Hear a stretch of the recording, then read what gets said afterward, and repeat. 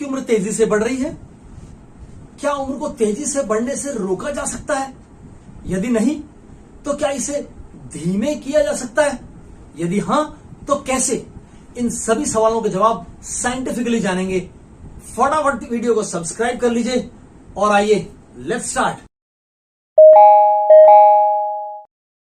नमस्कार दोस्तों, मैं हूं न्यूट्रिशन गुरु संजीव पांडे और आपका बहुत स्वागत है हेल्थ खजाना में।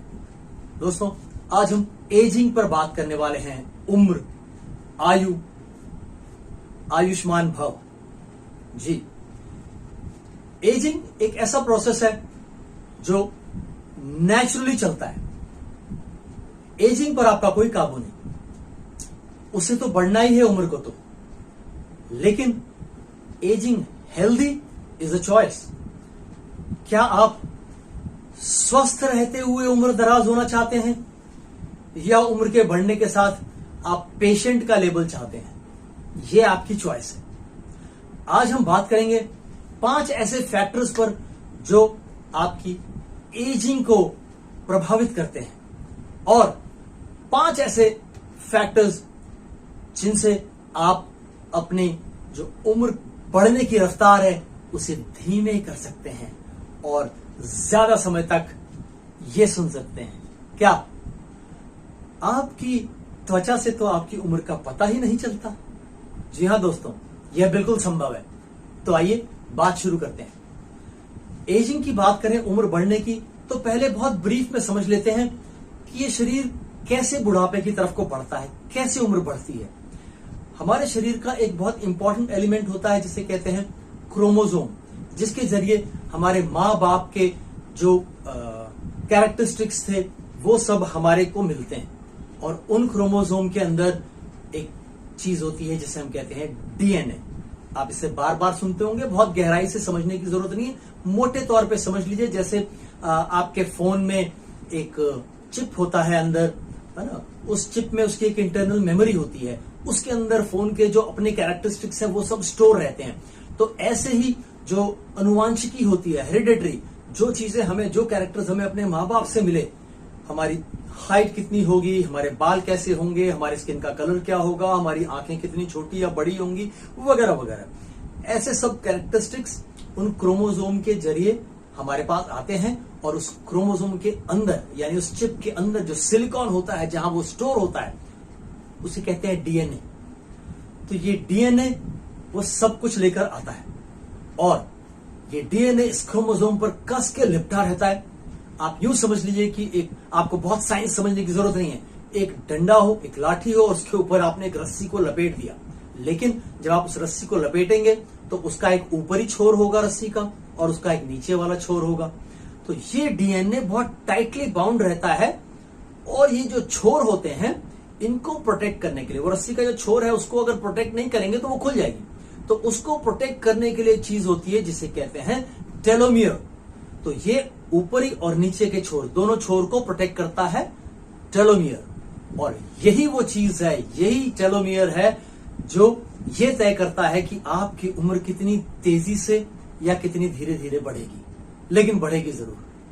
दोस्तों, ये शरीर जो बनता है, आपको पता है कि ये लगातार विघटित हो रहा है। इसके अंदर लगातार नए सेल्स बन रहे हैं और पुराने सेल्स खत्म हो रहे हैं। तो एक प्रक्रिया होती है जो आपने स्कूल की बायोलॉजी बुक में पढ़ा होगा, सेल डिवीजन। सेल 1 से 2 हो जाते हैं, इस तरीके से मल्टीप्लाई होते रहते हैं और ये शरीर लगातार नया होता रहता है। लेकिन एक समय के बाद जाकर के ये जो सेल डिवीजन है वो स्लो डाउन हो जाता है, सारे सेल्स डिवाइड नहीं हो पाते। ऐसा क्यों होता है? वो जिस टेलोमियर की बात मैंने की, वो जो डीएनए के छोर को प्रोटेक्ट कर रहा है, जब वो टेलोमियर डीएनए को प्रोटेक्ट नहीं कर पाता, इस अवस्था में आ जाता है कि वो उसे प्रोटेक्ट न कर सके। कैसे आता है उस पर आगे बात करेंगे। तो जब वो उसको प्रोटेक्ट नहीं कर पाता तो सेल डिवीजन प्रभावित हो जाता है, वो सेल फिर अब डिवाइड होने की क्षमता खो देता है और इस तरीके से सेल में, शरीर में नए सेल्स बनने की प्रक्रिया स्लो डाउन हो जाती है और पुराने सेल्स लगातार डेड हो रहे होते हैं और इस तरह शरीर का विघटन होने लगता है, यानी बुढ़ापे की तरफ जाने लगता है शरीर। ये मैंने आपको ब्रीफ में बताया कि कैसे उम्र बढ़ती है। अब रही बात इस उम्र के तेजी से या धीरे से बढ़ने की या न बढ़ने की। तो दोस्तों, तो ये जो एज है ये दो तरह की होती है। एक क्रोनोलॉजिकल एज, यानी जिस दिन आप इस धरती पे अवतरित हुए, जिस दिन आप पैदा हुए, उस दिन से काउंटर ऑन हो जाता है। हर पल आपकी क्रोनोलॉजिकल एज बढ़ती रहती है। उस दिन से आज तक जितने साल, जितने दिन हुए, आपकी क्रोनोलॉजिकल एज उतनी है। इस पर किसी का जोर नहीं है। समय आगे बढ़ता रहेगा और काउंटर चलता रहेगा। हर साल आप 1 साल और बूढ़े हो जाएंगे, लेकिन अपने दिल को बहलाने के लिए सब लोग गाना गाएंगे आपके लिए, हैप्पी बर्थडे टू यू, और तालियां ऐसे बजाएंगे जैसे कि आपकी उम्र बढ़ नहीं घट रही है। जोक सपाट। दूसरी तरह की जो उम्र होती है उसे कहते हैं बायोलॉजिकल एज। और ये जो बायोलॉजिकल एज है ये साइकोलॉजिकल इंटरनल फैक्टर्स पर डिपेंड करती है, इंटरनल फंक्शंस पर डिपेंड करती है।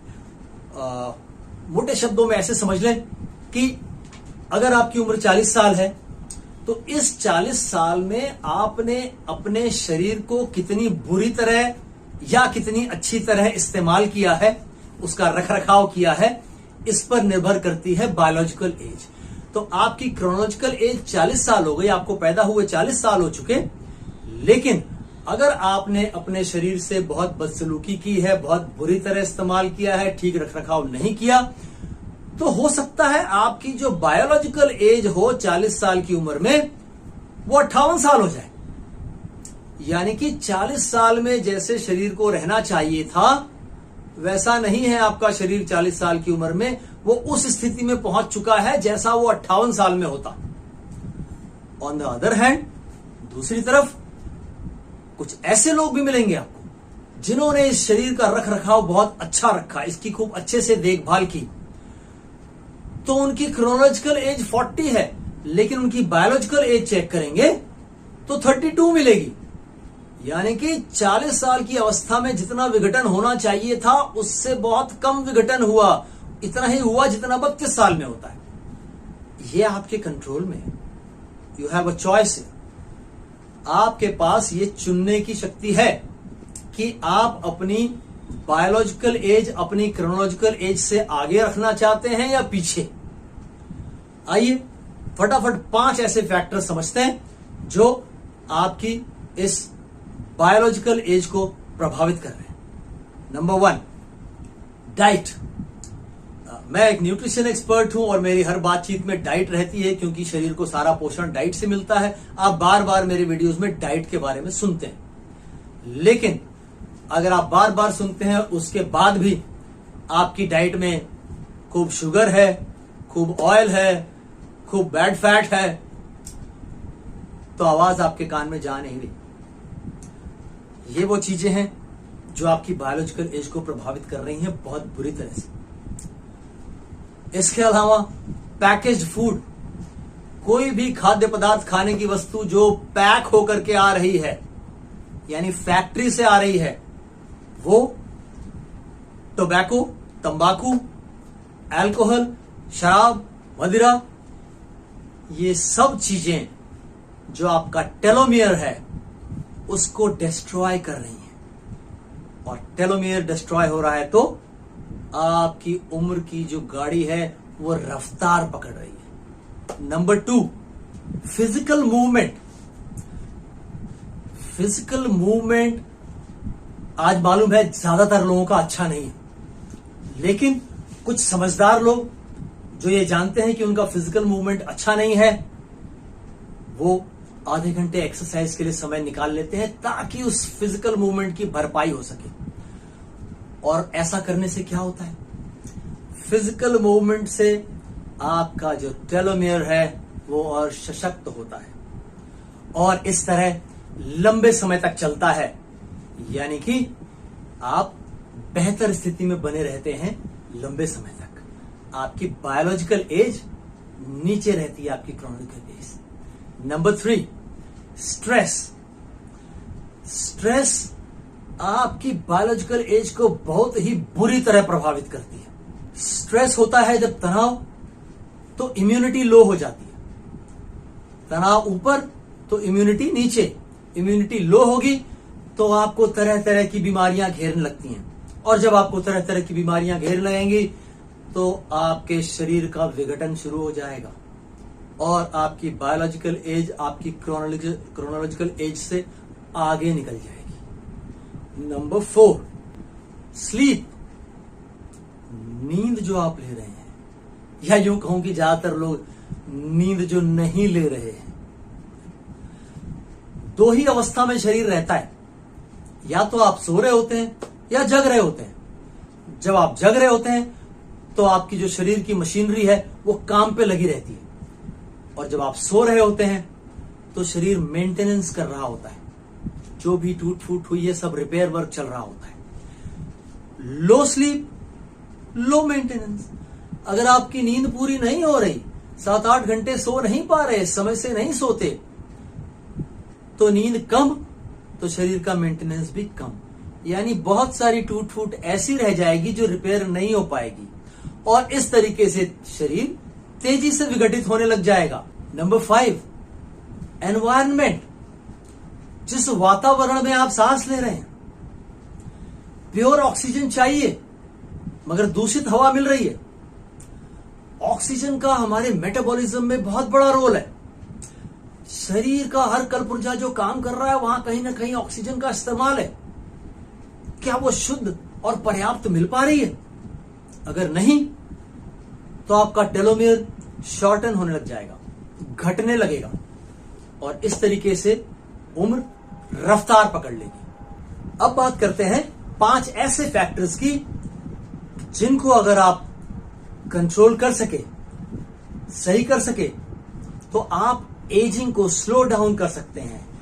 एक टर्म बार बार सुनते हैं आज आप, एंटी एजिंग। मार्केट में जाके लोग क्रीम खोज रहे हैं एंटी एजिंग, लोग सीरम खोज रहे हैं एंटी एजिंग। किसी क्रीम सीरम की जरूरत नहीं है। शरीर का सारा कारोबार अंदर से चल रहा है, आपकी उम्र अंदर से बढ़ रही है। इंटरनल फैक्टर्स हैं, इंटरनल फंक्शनैलिटी है जो आपकी उम्र डिसाइड कर रही है, बायोलॉजिकल एज। तो बाहर मत खोजिए, सब अंदर है। आइए डिस्कस करते हैं कौन से 5 फैक्टर्स हैं जो आपकी उम्र के रॉकेट को स्लो डाउन करके रेलगाड़ी बना सकता है। जी, नंबर 1, लो कैलोरी डाइट। जो कुछ भी खा पी रहे हैं उसका थोड़ा सा ध्यान रखें। ऐसी चीजें खाएं जो न्यूट्रिशियस और फाइबरस हों, जिनमें न्यूट्रिशन ज्यादा मिले और फाइबर ज्यादा मिले। अगर आप ऐसा भोजन कर रहे हैं जिसमें न्यूट्रिशन कम है, फाइबर कम है, कैलोरी ज्यादा है, जैसे ब्रेड खा रहे हैं आप, ब्रेड में आपको बहुत हाई कैलोरी मिल रही है, लेकिन न्यूट्रिशन और फाइबर के नाम पर ऑलमोस्ट 0 मिल रहा है, थोड़ा मोड़ा, बस सिर्फ कार्बोहाइड्रेट मिलता है, दैट्स इट। ज्यादातर भोजन आज हम जो कर रहे हैं वो इसी तरह का है, इसका थोड़ा ख्याल रखें। रोटियां ना गिने, चावल कितना खाया वो कैलकुलेट करने की जरूरत नहीं है। जो गिनना है, जो कैलकुलेट करना है, आपने सब्जियां कितनी खाई, कितनी तरह की, कितने रंगों की, आपने फल कितने खाए, दिन भर में कितनी रोटियां खाई, डजंट मैटर, दिन भर में सब्जी कितनी खाई, फल कितने खाए, ये मायने रखता है। अगर आप ऐसा करते हैं तो आपकी बॉडी में एक प्रोसेस इनिशिएट हो जाता है जिसे ऑटोफेजी कहते हैं। ऑटोफेजी में क्या होता है, ये एक प्रोसेस है शरीर का, अंदर से जो टॉक्सिन्स हैं, जो नुकसान पहुंचाने वाली चीजें हैं, उनको बाहर करना। जो डेड सेल्स हैं, जो डैमेज सेल्स हैं, डेड सेल्स को बाहर करना और डैमेज सेल्स को रिपेयर करना, ये प्रोसेस इसी से इनिशिएट होता है अगर आप अपनी डाइट न्यूट्रिशियस और फाइबरस रख पाते हैं। ये जो ऑटोफेजी है, इसे आप एक्सरसाइज के जरिए भी इनिशिएट कर सकते हैं। एक्सरसाइज से कैसे हेल्दी रहा जाता है? एक्सरसाइज से भी ऑटोफेजी जो है वो इनिशिएट हो जाता है। आपके डैमेज सेल्स रिपेयर होने लगते हैं और डेड सेल्स बाहर जाने लगते हैं। इस तरह से बॉडी की एफिशिएंसी बढ़ जाती है, जैसे आप अपने फोन की मेमोरी क्लीन करते हैं ना, जो डिलीटेड फाइल्स हैं, ऑब्सोलीट फाइल्स हैं, उनको डिलीट कर देते हैं। डिलीट कर देंगे तो उसकी स्पीड बढ़ जाती है काम करने की, ऐसी बॉडी की एफिशिएंसी बढ़ जाती है। और एक तीसरा तरीका है ऑटोफेजी इनिशिएट करने का, जिसे आप कहते हैं इंटरमिटेंट फास्टिंग। 12, 14, 16 घंटे का अगर आप गैप कर देते हैं तो भी शरीर को यह मौका मिल जाता है। आपने रात में 7 बजे 8 बजे खाना खाया और फिर रात को ब्रश करके सो गए, अगले दिन फिर दिन में 10-11 बजे खाया आपने, तो जब इतना गैप मिलता है शरीर को तो शरीर ये काम कर पाता है। क्या? साफ सफाई। तो ये 3 तरीके मैंने आपको बताए। एक, अपनी डाइट को लो कैलोरी लेके आना, फाइबरस और न्यूट्रिशियस डाइट करना। दूसरा, एक्सरसाइज। और तीसरा, इंटरमिटेंट फास्टिंग, लंबा गैप देना 2 टाइम के खाने के बीच में।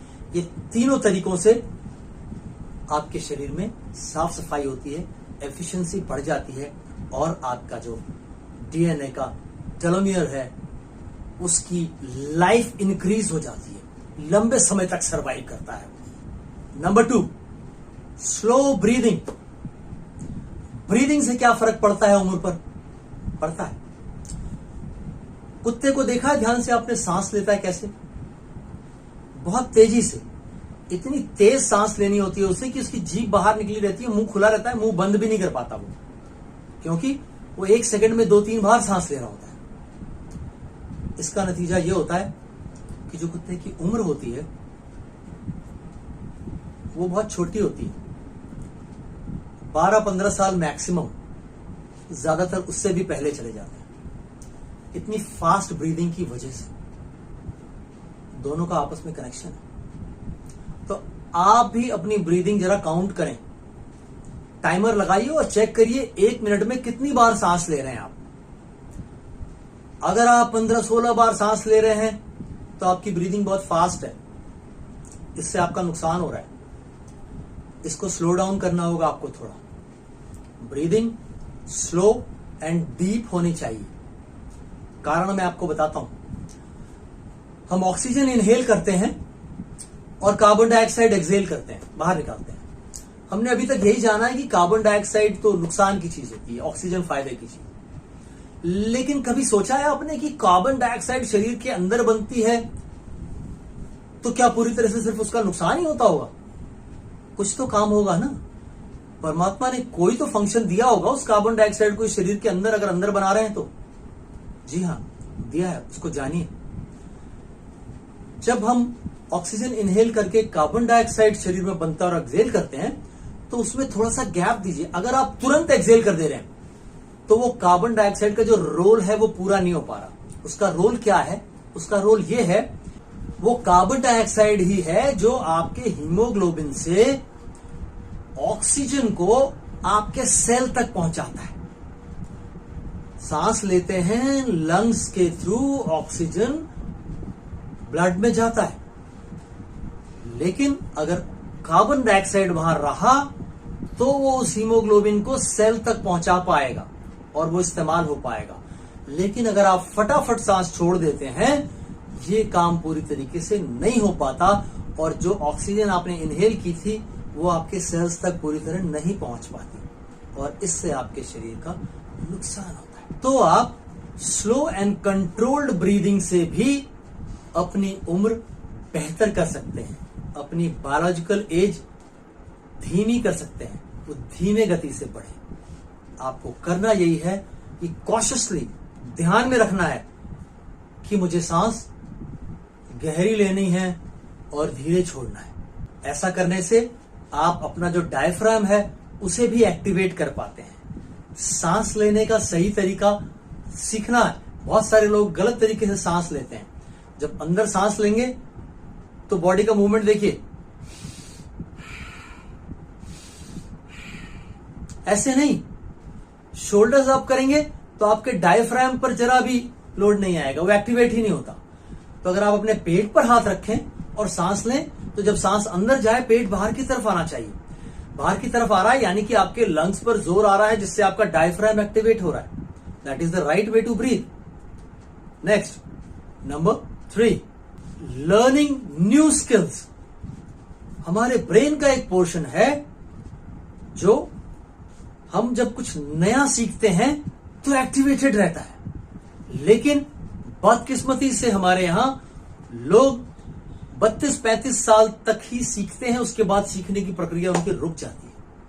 फिर ज्यादातर लोग वो हो जाते हैं जो दुनिया में सब कुछ के बारे में सब कुछ जानते हैं, कुछ और नया सीखने को राजी नहीं होते। जब आप इस प्रक्रिया में चले जाते हैं तो आप शरीर के एक बड़े हिस्से को डीएक्टिवेट कर देते हैं, यानी उसका ह्रास शुरू हो जाता है।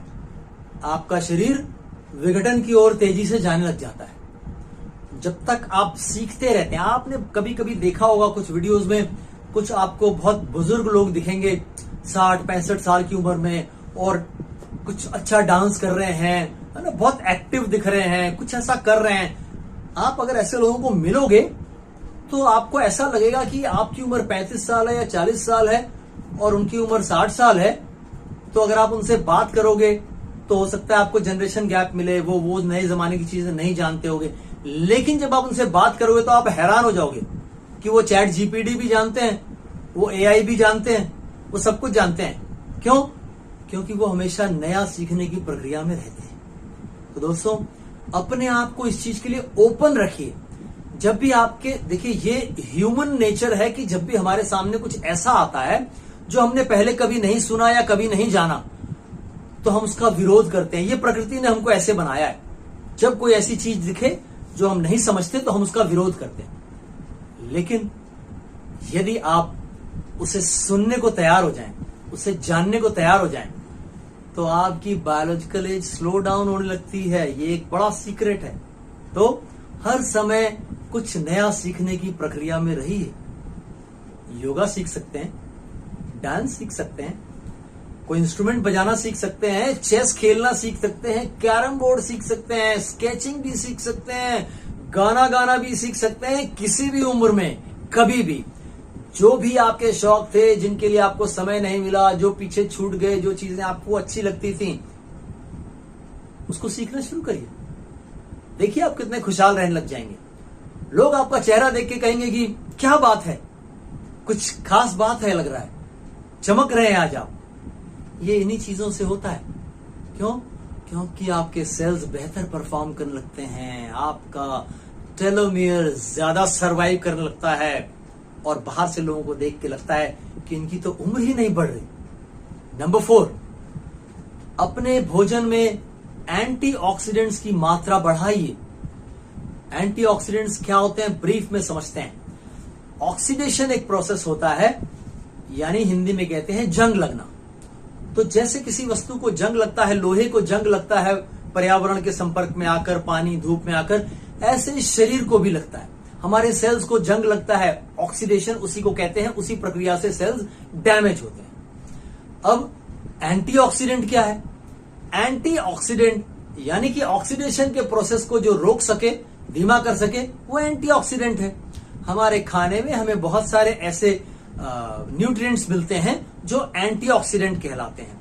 एंटीऑक्सीडेंट क्यों कहलाते हैं वो आप तब समझ पाएंगे जब आप ऑक्सीडेशन की प्रक्रिया को समझेंगे। हर सेल या हर मॉलिक्यूल, अगर आपको याद होगा, जो आपने केमिस्ट्री में पढ़ा होगा, उसमें इलेक्ट्रॉन्स होते हैं, है ना। 2 के पेयर में रहते हैं इलेक्ट्रॉन्स और वो ऐसे घूमते रहते हैं। लेकिन जब ऑक्सीडेशन होता है तो एक इलेक्ट्रॉन डिस्ट्रॉय हो जाता है, तो बचता है एक, जिसकी वजह से उसका जो बैलेंस है वो बिगड़ जाता है, और फिर वो सेल या वो मॉलिक्यूल दूसरे से इलेक्ट्रॉन छीनने की कोशिश करता है, और इस प्रक्रिया में वो खुद भी बिगड़ जाता है और दूसरे को भी बिगाड़ देता है, और इस तरीके से सेल डैमेज होते हैं। यही प्रक्रिया है जिससे कैंसर जैसी बीमारियां भी होती हैं। कैंसर क्या है?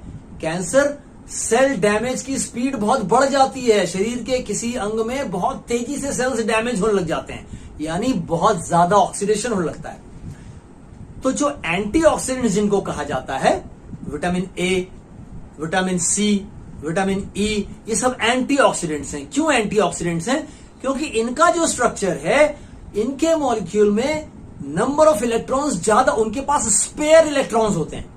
तो जब ये शरीर में जाते हैं तो जिनका एक इलेक्ट्रॉन चला गया, उनको एक इलेक्ट्रॉन प्रोवाइड कर देते हैं। इस तरीके से वो सेल रिपेयर हो जाता है और वापस स्टेबल हो जाता है।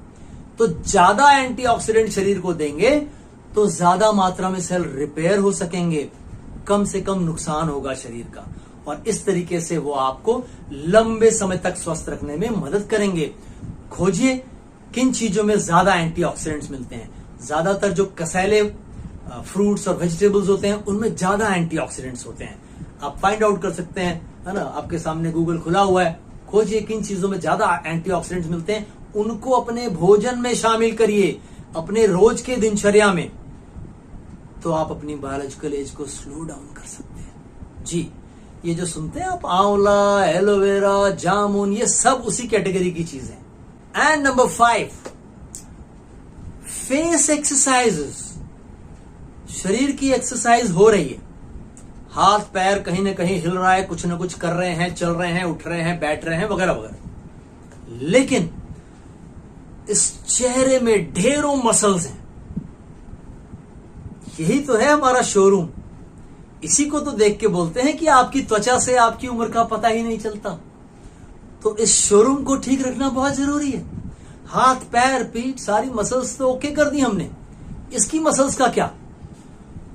तो आपको कुछ फेशियल एक्सरसाइज सीखनी होगी, थोड़ा फेशियल मसाज। आजकल एक नया टर्म पॉपुलर हुआ है, फेशियल योगा। खोज लीजिए, आपको वीडियोस मिल जाएंगे। कुछ खास चीज नहीं है, लेकिन कुछ तरह की एक्सरसाइजेस जो आप खुद से कर सकते हैं। कोई और हेल्प की जरूरत नहीं है, किसी जिम में जाने की जरूरत नहीं है। आपको अपनी स्किन को, अपनी शरीर की स्किन को बेहतर रखना है, तो आप खुद से इस तरह की एक्सरसाइज कर सकते हैं जो आपके चेहरे की मसल्स को एक्टिवेट करें, और इस तरीके से आप उस हिस्से में बेहतर रिजल्ट्स पा सकते हैं, जिसको देख करके ये अंदाजा लगाया जाता है कि आपकी क्रोनोलॉजिकल एज क्या होगी। मैं बहुत गर्व से बता सकता हूं कि जो मेरी क्रोनोलॉजिकल एज है, मेरी बायोलॉजिकल एज उससे काफी नीचे है। तो दोस्तों, उम्मीद करता हूं ये टिप्स आपको जीवन में काम आएंगी, और हम और आप लंबे समय तक यूं ही नौजवान बने रहेंगे। स्वस्थ रहिए, मस्त रहिए। जय हिंद। अगर जानकारी अच्छी लगी हो तो चैनल को सब्सक्राइब जरूर करें, वीडियो को लाइक करें और अपनी राय कमेंट्स में अवश्य दें।